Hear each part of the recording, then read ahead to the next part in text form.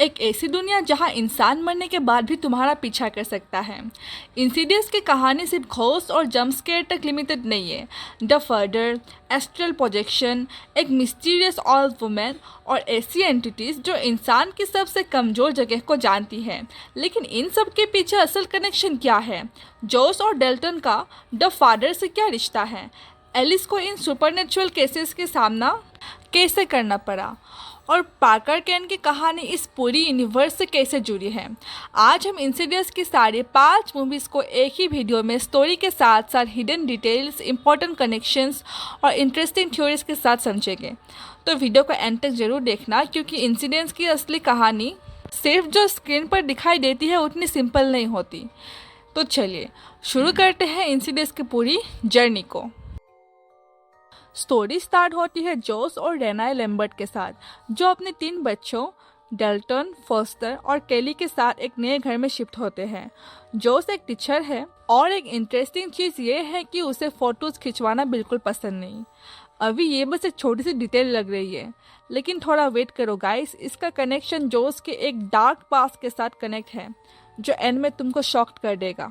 घर में शिफ्ट होने के बाद कुछ ही दिन डेल्टन को अपने रूम में कुछ अजीब सा डिस्कम्फर्ट फील होने लगता है। एक रात डेल्टन स्टोर रूम में कुछ ऐसा देख लेता है जो उसे बुरी तरह डरा देता है और वो बहुत चिल्लाता है। और अगले ही दिन डेल्टन उठता ही नहीं।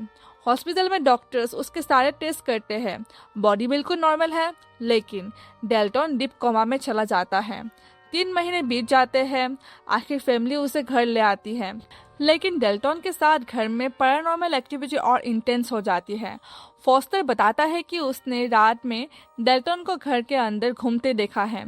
रेनाई को बेबी मॉनिटर से एक अजीब सा अननोन वॉइस सुनाई देती है। फिर कैली के रूम में क्रीपी लॉन्ग हेयर फिगर दिखता है और कभी कभी डोर तो खुद ओपन हो जाता है और कभी अलार्म खुद बीप करता है और कभी कॉरिडोर में ऐसी शैडो नजर आती है जिसका कोई सोर्स ही नहीं होता। रेनाई को लगता है कि यह घर हॉन्टेड है, इसीलिए फैमिली दूसरे हाउस में शिफ्ट हो जाती है, लेकिन वहाँ भी सेम चीज़ें रिपीट होने लगती हैं और अब मिस्ट्री सॉल्व होने के बजाय और डेंजरस हो जाती है। हॉन्टेड हाउस बदला था प्रॉब्लम नहीं, इसलिए नए घर में भी रेनाई को कुछ अजीब चीज़ दिखती है, जैसे एक छोटे बच्चा का डांस करना। जोस की मदर की पुरानी दोस्त एलिस को बुलाया जाता है। एलिस एक साइकिक होती है और उसके साथ स्पैक्स और टकर भी इन्वेस्टिगेशन में हेल्प करते हैं। एलिस को जल्दी समझ आ जाता है कि डेल्टन के साथ कुछ अनयूजुअल हो रहा है एंड फिर एलिस बोलती है कि डेल्टन के पास एक रेयर एबिलिटी है, सोते वक्त उसके बॉडी सोल से बाहर निकल सकती है और वो पहुंचती है द फर्दर में। द फर्दर मतलब एक ऐसी डार्क डायमेंशन जहां डेड स्पिरिट्स के साथ साथ डेंजरस एंटिटीज भी एग्जिस्ट करती हैं और उनमें से एक एंटिटी डेल्टन की बॉडी को पॉजेस करना चाहती है एंड उसका नाम है लिपस्टिक फेस डीमन। ये सब बात पहले जोस को बकवास लगता है एंड बोलता है कि ये सब बहुत इलॉजिकल बात है एंड बोलता है कि उसे एलिस की हेल्प नहीं चाहिए।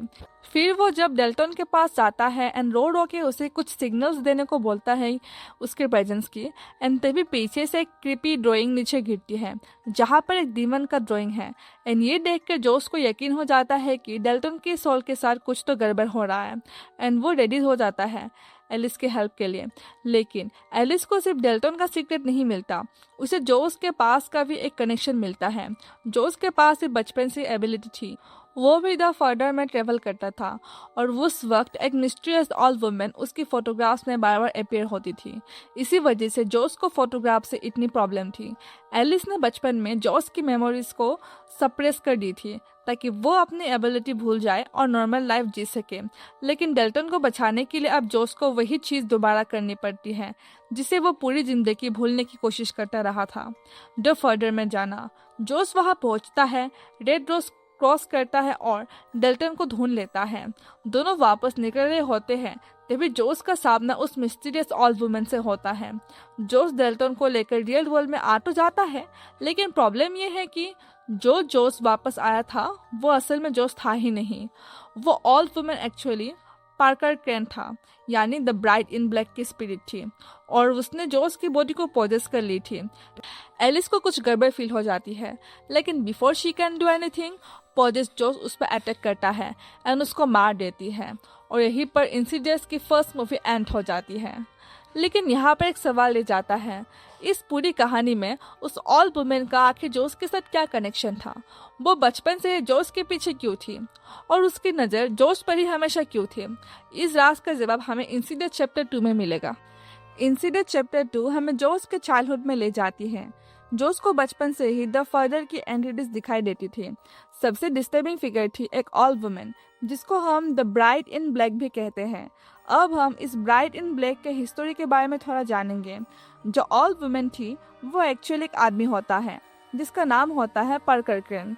बचपन में पार्कर की मदर उसके लाइफ को एक्सट्रीम लेवल तक कंट्रोल करती थी और उसकी आइडेंटिटी को लेकर भी उस पर प्रेशर डालती थी।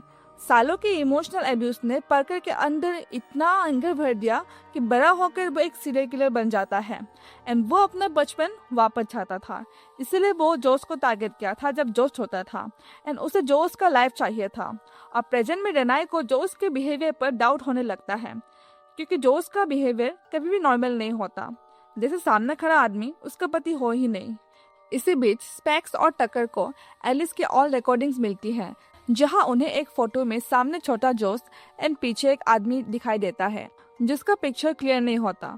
दोनों कार्ल नाम के साइकिक से कांटेक्ट करते हैं। इन्वेस्टिगेशन के थ्रू एक शॉकिंग ट्रूथ सामने आता है, रियल जोस अभी भी द फर्डर में ट्रैप्ड है। कार्ल द फर्डर में जाकर जोस को सर्च करता है और यही एक फैसिनेटिंग रूल सामने आता है।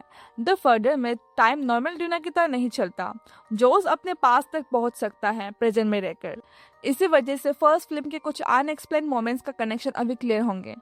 फर्स्ट मूवी में जो अलार्म भी हुआ था ऑटोमेटिकली एंड जो डोर खुद ओपन हुआ था वो और कोई नहीं, खुद जोस ने द फर्डर में पास में जाकर किया था ताकि वो एंटिटी से अपनी कैली को बचा सके। एंड स्पेक्स एंड टकर को जो ऑल रिकॉर्ड्स में जोस के बचपन का फोटोज मिली थी वहां पर जो पीछे एक आदमी था वो और कोई नहीं, खुद जोस था, क्योंकि उसे पार्कर क्रेन यानी वो ऑल लेडी के घर का पता लगाना था ताकि उसकी यादें यूज करके वो अपनी बॉडी पर री एंटर कर सके। लेकिन ऑल जोस को कुछ भी याद नहीं था क्योंकि एलिस ने उसकी यादें को सप्रेस कर दी थी। इसीलिए वो बचपन वाला जोस के पास जाता है एंड ऑल लेडी का पता पूछता है। उधर पार्कर जोस की बॉडी यूज करके रेनाई और बच्चों के करीब पहुंच रहा होता है। डेल्टन को समझ आ जाता है कि अगर इस बार उसको फादर को बचाना है तो उसे खुद द फर्दर में जाना होगा। फिर द फर्दर में जोस, कर्ल और डेल्टन मिलकर पार्कर और उसके मर्डर का फेस करता है एंड वहाँ एलिस भी उनकी हेल्प करती है और फाइनली पार्कर को जोस की बॉडी से निकाल देता है। लेकिन कर्ल जानता है कि जोस और डेल्टन की एबिलिटीज अगर दोबारा एक्टिवेट हुई तो नाइटमेयर फील हो सकता है, इसीलिए उनकी मेमोरीज और द फर्दर में ट्रेवल करने की एबिलिटी को वो दोबारा सप्रेस कर देता है। एंड मूवी के एंड में हम एलिस को एज ए आत्मा फिर से टकर एंड स्पेक्स के साथ केस सॉल्व करते हुए देखते हैं एंड यही पे मूवी एंड हो जाती है। एलिस की स्पीड को देखकर लगता है कि उसका द फर्दर से कनेक्शन अभी बना हुआ है, लेकिन कहानी अब आगे नहीं बल्कि कुछ साल पीछे जाती है जब एलिस एक ऐसे केस में फंस गई थी जहां एक इनोसेंट लड़की की जान बचाने के लिए उसे अपने सबसे बड़े डर का सामना करना पड़ा। एंड ये होगी इंसिडेंट चैप्टर 3 की कहानी। इस बार स्टोरी फर्स्ट 2 फिल्म से पहले की है। क्वीन ब्रेनर अपनी मरी हुई माँ से बात करना चाहती है। इसी होप में वो एलिस के पास पहुंचती है। एलिस ने साइकिक रीडिंग्स ऑलमोस्ट छोड़ दी होती है, लेकिन क्वीन को देखकर वो एक बार फिर ट्राई करती है और यही मिस्टेक हो जाती है। क्वीन के मदर की जगह द फादर की एक डेंजरस एंटिटी उनकी कॉल सुन लेती है। एलिस क्वीन को समझाती है कि डेड पर्सन को कांटेक्ट करना फोन कॉल जैसा सिंपल नहीं है। आप जिस स्पीड को बुला रहे हो उसके अलावा भी कोई और चीज आप तक पहुंच सकती है। कुछ टाइम बाद क्वीन एक एक्सीडेंट का शिकार हो जाती है। अजीब बात यह थी कि एक्सीडेंट से पहले एक आदमी ने उसकी तरफ देखकर हार्ट वेव किया था, फिर एग्जैक्टली उसी मोमेंट के बाद उसकी एक्सीडेंट हो गई थी। हॉस्पिटल से लौटने के बाद उसके घर में स्ट्रेंज इवेंट स्टार्ट हो जाते हैं। एक मिस्टीरियस आदमी बार बार उसके पास नजर आता है, ऑक्सीजन मास्क पहने हुए। एंड ये है the man who can breathe. पहले क्वीन को सिर्फ उसकी प्रेजेंस फील होती है, फिर नॉकिंग, फिर फुटस्टेप्स और फाइनली एंटिटी डायरेक्टली क्वीन को टारगेट करना शुरू कर देती है। एलिस अपने हस्बैंड की डेथ के बाद द फर्दर से दूर रहना चाहती थी एंड जो द ब्राइड इन ब्लैक है वो एलिस को मारना चाहती थी, लेकिन क्वीन की कंडीशन देखकर वो अपना डिसीजन चेंज करती है। स्पेक्स और टकर भी उसके साथ आ जाते हैं। द फर्दर में एलिस को पता चलता है कि डीमन क्वीन की सोल का एक हिस्सा कैप्चर कर चुका है।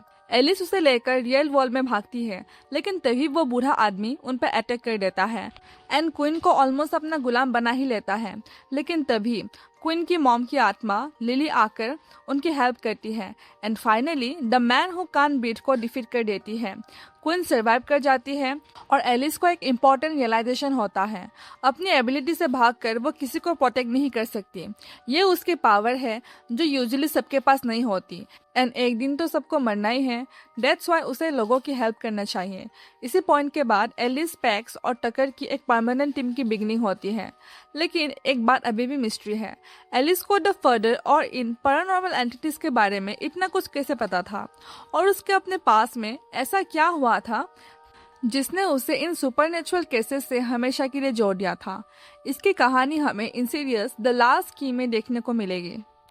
न्यू मैक्सिको के 5 कीज में यंग एलिस अपने पेरेंट्स और छोटे ब्रदर क्रिस्टन के साथ रहती है। एलिस बचपन से स्पिरिट्स देख सकती है। उसकी मदर उसकी ये एबिलिटी को समझती है, लेकिन उसके फादर गेरल को ये सब बिल्कुल एक्सेप्ट नहीं। एक दिन एलिस के पापा उसे गुस्से में बेसमेंट में लॉक कर देती है। फिर एलिस बेसमेंट में एक लॉक डोर के पीछे से एक बच्चे की आवाज सुनती है। आवाज कहती है, डोर खोलो, तुम्हारे पापा तुमसे नफरत करती है। ये डोर सिर्फ तुम ही खोल सकती हो क्योंकि तुम्हारे पास खास कुछ एबिलिटीज है। देन एलिस एक की से डोर को खोल देती है एंड देन डोर के पीछे कोई चाइल्ड नहीं होता, वहाँ होता है की फेस डीमन। फिर एलिस पॉजेस हो जाती है एंड एलिस के मॉम को कुछ अजीब आवाज सुनाई देती है एंड वो एलिस को ढूंढते ढूंढते बेसमेंट की तरफ आती है एंड तभी वो डीमन एलिस की मॉम को मार डालता है। उस इंसिडेंट के बाद एलिस की लाइफ और डार्क हो जाती है। मदर की डेथ के बाद वो घर छोड़ देती है और सालों तक अपने पास से दूर रहती है। लेकिन एक केस उसे दोबारा वही ले आता है। इस बार स्पेक्स और टकर भी उसके साथ है। इन्वेस्टिगेशन में एलिस डिस्कवर करती है कि उस घर के सीक्रेट सिर्फ घोस्ट तक लिमिटेड नहीं थे। वहाँ बेसमेंट में कई सारे वुमेन को कैद करके रखा गया था और कीफेस उनके फियर और हेल्पलेसनेस का फायदा उठाता था एंड बाद में वो कीफेस डीमन एलिस के भाई क्रिस्टियन की डॉटर मेलिसा को भी अपना गुलाम बना लेती है। फिर बाद में जब एलिस उसको बचाने जाती है वो खुद वहाँ पर ट्रैप हो जाती है और यहाँ उसके पास 2 चॉइसेस होती है, फिर से भागना या फाइनली अपने पास का सामना करना। फिर एलिस के भाई की डॉटर इमोजेन खुद द फर्दर में जाती है एलिस को हेल्प करने के लिए एंड दोनों कीफेस डीमन के अगेंस्ट खड़ी होती हैं। फिर एलिस के माँ की आत्मा भी आ जाती है कीफेस डीमन को डिफीट करने के लिए एंड वो डिफीट कर भी देती है एंड एलिस अपने चाइल्डहुड होम के डार्कनेस से फ्री हो जाती है। लेकिन द फर्दर से निकलते वक्त एलिस एक फेमिलियर चीज देखती है, एक रेड डोर एंड यही वो एग्जैक्टली सीन है जो हम इंसिडियस की फर्स्ट मूवी में देखे थे, जब डेल्टन स्टोर रूम में कुछ स्ट्रेंज देखकर चिल्लाता है एंड वो लोग और कोई नहीं बल्कि एलिस एंड उसके भाई की डॉटर्स थे। एंड फिर एक दिन रात में एलिस ड्रीम में डेल्टन को देखता है जिसके पीछे लिपस्टिक फेस डीमन पड़ा हुआ होता है एंड तभी लॉरेन का कॉल आता है जो डेल्टन का ग्रैंड मदर होती है एंड एलिस को हेल्प के लिए बुलाती है एंड यहीं पर मूवी एंड हो जाती है। यहाँ एक इंटरेस्टिंग हिडन डिटेल्स देखने को मिलती है। जब एलिस रेड डोर के थ्रू द फर्दर में जाती है तो उसे यंग डेल्टन नजर आता है। यही मोमेंट इनडायरेक्टली एलिस को लैम्बर्ट फैमिली के फ्यूचर केस से कनेक्ट करता है जहाँ डेल्टन का सामना लिपस्टिक फेस डीमन से होने वाला था। अब स्टोरी ऑलमोस्ट 9 साल आगे बढ़ चुकी है। जॉस और रेना अलग हो चुके हैं, लॉरेन की डेथ हो चुकी है और जॉस का अपने चिल्ड्रन के साथ रिलेशनशिप पहला जैसा नहीं रहा। डेल्टन कॉलेज ज्वाइन करता है और आर्ट क्लास में बिना किसी क्लियर रीजन के वो एक पेंटिंग बनाता है जो होता है द रेड डोर। उसको खुद नहीं पता कि ये उसने क्यों बनाया एंड वहाँ पर उसके हाथ का खून भी लग जाता है। ये पेंटिंग एक्चुअली उसके सप्रेस पास का एक सिग्नल थी। द फादर का कनेक्शन दोबारा सरफेस हो रहा था। जोस के साथ भी कुछ स्ट्रेंज इंसिडेंट स्टार्ट होते हैं। एमआरआई के वक्त उसे एक मिस्टीरियस वॉइस सुनाई देती है, the door is open and फिर इसके बाद उसके सामने एक क्रीपी फिगर आ जाता है हंस हंस के एंड जो चिल्लाता है एंड फिर उसे डॉक्टर से पता चलता है कि वो तो 15 मिनट से सोया हुआ था। जोस को अपने फादर बेन की ऑल मेडिकल फाइल भी मिलता है। रिकॉर्ड्स पढ़कर उसे पता चलता है कि बेन की मेडिकल स्टेट भी स्टेबल नहीं थी और सोल बॉडी सेपरेशन जैसी अनयूजुअल चीजें उसके मेडिकल हिस्ट्री के पार्ट थी। यही फिल्म एक इंटरेस्टिंग पॉसिबिलिटी इंट्रोड्यूस करती है। क्या लैम्बर्ट फैमिली का द फादर से कनेक्शन जोस से भी पहले का था? लेकिन मूवी इसका क्लियर आंसर नहीं देती। लेकिन जोस और डेल्टन दोनों जो एक्सपीरियंस कर रहे होते हैं उन्हें सिर्फ इमेजिनेशन कहकर इग्नोर करना भी पॉसिबल नहीं। डेल्टन दोबारा द फर्दर में एंटर करता है और इस बार उसके सामने सिर्फ एक डीमन नहीं बल्कि उसका पूरा सप्रेस पास्ट खड़ा होता है। Lipstick face demon, the bride in black, Jaws की पोजीशन, फर्स्ट 2 फिल्म्स की वो मेमोरीज जो उनके माइंड से इरेज कर दी गई थी। यह एक सब्टल डिटेल है जो पूरी फ्रेंचाइज को कनेक्ट करती है। प्रॉब्लम वापस नहीं आई थी, मेमोरीज वापस आई थी, लेकिन मेमोरीज के साथ द फर्दर का डोर भी ओपन हो गया था। सिचुएशन तब और डेंजरस हो जाती है जब क्रिस, जो डेल्टन की दोस्त होती है, वो भी डीमन का अटैक का विक्टिम बन जाती है। अब जो समझ जाता है कि डेल्टन द फर्दर में फंसा हुआ है और इस बार अपने बेटे को बचाने के लिए उसे खुद उस डार्कनेस में जाना पड़ेगा। जोस द फर्दर में एंटर करता है और फाइनली डेल्टन तक पहुंच जाता है। बाप बेटा एक बार फिर उसी नाइटमेयर के सामने खड़े होते हैं जिससे उनकी फैमिली सालों से भाग रही थी, लेकिन इस बार उनका मिशन सिर्फ एस्केप करना नहीं था, डोर को परमानेंटली क्लोज करना था। फिर डेल्टन को एक बात याद आता है कि उसने जो रेड डोर बनाया था अपनी मेमोरी से, उसके बाद ही ये सब स्टार्ट हो रहा है। फिर उसके दिमाग में एक आइडिया आता है, अगर वो रियल वर्ल्ड में जाकर अपनी डोर के पेंटिंग पे पेन से अगर उस डोर को सील कर देता है तो शायद द फर्दर में जो डोर है, रेड डोर, वो भी सील हो जाएगा। फिर डेल्टन रियल वर्ल्ड में जाकर डोर की पेंटिंग पे पेन से डोर को सील कर रहा होता है एंड जोस डोर के आगे बैठा हुआ होता है ताकि डीमंस डोर को खोल ना सके इजीली। फिर दोनों मिलकर द फर्दर के कनेक्शन को सील कर देते हैं और लिपस्टिक फेस डीमन को भी डिफीट करते हैं। फिर जोस को अपने डैड का आत्मा दिखाई देता है एंड उसकी डैड स्माइल करके उसके लिए एक लालटेन छोड़ के चला जाता है। फिर वो वापस आ जाता है रियल वर्ल्ड में। अब सब नॉर्मल लगता है। डेल्टन फिर अपने पास को एक्सेप्ट करता है एंड एक बहुत सुंदर पेंटिंग बनाता है द फर्दर की, जहां उसका डैड उसे बचा रहा होता है। और यही इंसिडेंट्स के 5 फिल्म की जर्नी अपने फुल सर्कल पर आ जाती है। शुरू में डेल्टन एक ऐसा बच्चा था जो समझ ही नहीं पाता था कि उसके साथ आखिर हो क्या रहा है। जोस अपनी एबिलिटी और मेमोरी से भागता रहा, एलिस अपने पास से भागता रहा, फिर उसी पास का सामना करके दूसरों को बचाया और फाइनली जोस और डेल्टन भी वही करते हैं, अपने पास से भागने की वजह उसे एक्सेप्ट करके उस डोर को बंद कर देते हैं। मेरे लिए रेड डोर का सबसे इंटरेस्टिंग सिंबल भी यही है। वो सिर्फ द फादर का एंट्रेंस नहीं था, वो लैम्बर्ट फैमिली के बरीड पास का रिप्रेजेंटेशन भी था। डोर क्लोज होने का मतलब सिर्फ डीमन को रोकना नहीं बल्कि उस साइकिल को एंड करना भी था जो सालों से फैमिली को हॉन्ट कर रही थी। मूवी के एंडिंग में द फादर की डोर तो सील हो गया, लेकिन द फादर की जो दुनिया है वो खत्म नहीं हुआ और ये भी कंफर्म नहीं किया गया कि सुपरनेचुरल डेंजर हमेशा के लिए सील हो गया या नहीं। तो दोस्तों, ये था इंसिडेंट्स 1 से 5 तक का कंप्लीट रिकेप, जिसमें हमने स्टोरी के साथ साथ कुछ इंटरेस्टिंग हिडन डिटेल्स और थ्योरीज भी देखी। एंड इस वीडियो को बनाने में काफ़ी मेहनत लगी है गाइस, और मैं स्क्रिप्टिंग से लेकर वॉइस ओवर और एडिटिंग तक सब कुछ खुद मैनेज करती हूँ। अगर आपको ये वीडियो पसंद आया हो तो प्लीज़ लाइक और सब्सक्राइब जरूर करना। आपका सपोर्ट मुझे और बेटर वीडियोज़ बनाने के लिए मोटिवेट करती है।